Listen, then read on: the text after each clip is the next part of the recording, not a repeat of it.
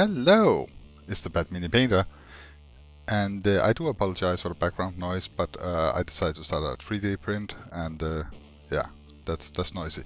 So today we're going to be painting up some Kastelan robots for the Adeptus Mechanicus,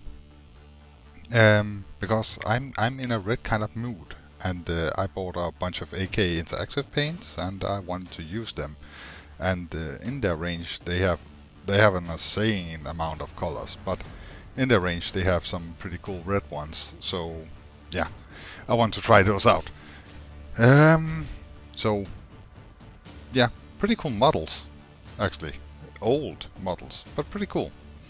I start out with a whole red from AK Interactive, and I use that as a base color. I tried, well, not a new technique, but something I rarely do. I tried to actually consider lighting this time. So by progressively using lighter and lighter colors, it seems smart. After that base layer has come on, I give it a red tone wash. Sorry, and the red tone is from the Army Painter. And the problem with it is that it's kind of glossy.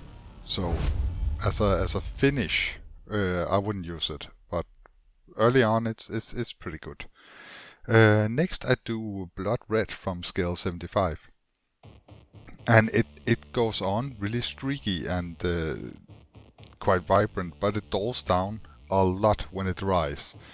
So I give it 2 layers, focusing on the parts that the light would hit, and 2 thin layers, and the end result is actually pretty good, and pretty even layer. Then I go in with the deep red from AK Interactive, and this paint has a pretty good pigmentation, and I apply a layer of this for all the parts that the light would hit the most, so the parts that would receive the most light. So basically all top facing areas on the model gets a light layer of this. It also dulls down some when it dries, but not as much as the scale 73 did. It actually kind of surprised me. Abaddon black for the gun casings, and basically that's it with Abaddon black. There are other spots on the model that could be black, but I decided to go with a grey color of those. For reasons I actually don't know right now. Interesting. Well, maybe not interesting, but yeah, I'm sure there was a good reason. Fire orange from Vallejo, thinned quite a bit, and I use that for edge highlighting. And since I'm going for wear and tear highlighting, I'm not trying to be super sharp. I don't want to spill in a lot like I did there, so wipe with the thumb. But it's okay if it's a bit streaky around the edges, because again, I wanna. The edge highlighting is to give an impression of the edges being worn. And it's an incredibly tedious task, but it's so worth it. Next I go in with scale grey, and I pick out spots on the armor that I want to be extra worn, where a layer of paint has been scraped off, and I just kind of apply it there, streaking down.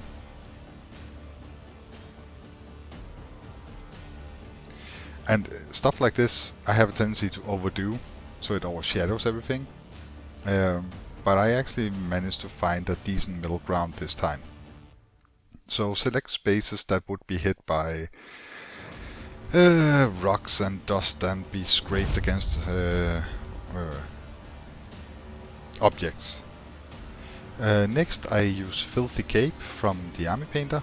It's a lighter grey, and I touch up all the areas that got eclipse grey before. Almost to the edge, but not totally.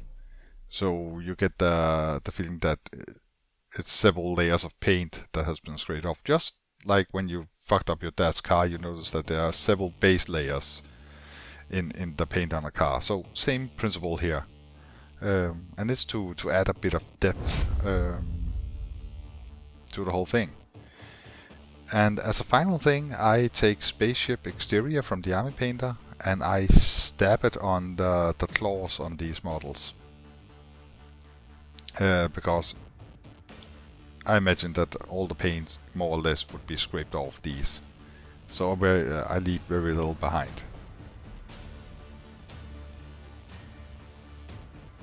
And it gives a pretty nice effect. Now for the metals. Brass from AK Interactive, and it's a metal paint that flows excellently and has good pigmentation, so it doesn't clunk up. It flows insanely nice, and this is actually the rule for all AK Interactive paints. If you haven't used them, I highly recommend, especially their metal paints, to try those out, because they just flow really nice off the brush, and you don't have the clunky gunky thing that you get with a lot of metal paints from Citadel for Scale 75, and like Vallejo's gunmetal is just it's separated like from the factory, so you have to shake your arm off. Anywho, next I use natural steel, also from AK Interactive, and it's kind of between Stormhose Silver and Lead Belcher in its brightness. It is pretty bright, but not as bright as Stormhose Silver. And it has the advantage that it's not as runny as something like what's called Rune Fang Steel, which is basically just water with a little bit of flakes in it. So again, good pigmentation, easy to apply. Not gunky, you don't have to thin it with water or anything, it comes out pretty fluent.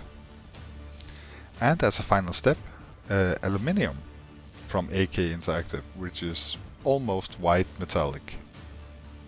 And I use that only for the middle of the visor on the helmets. And I kind of try to mimic the box art a little bit, where I add it as streaks. And when all that is done, it's time for non-oil. So a good washing of non-oil to make everyone happy. No, to bring out all the details on the metal. The non-oil is only for the metal parts, of course. I'm pretty happy with the armor, so I don't want to fuck that one up.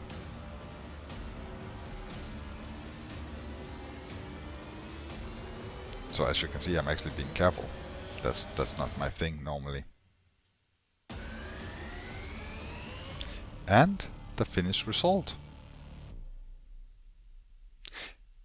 I'm just going to say it. I did a good job. This is two good looking models. I didn't fuck anything up. I made them vibrant while still looking battle worn. I did a good job. And touching up all those little rivets, little nail screws in their armor with natural steel was a pain and took forever, but it's so worth it when you look at the end result. Yes. Anywho, thank you so much for watching.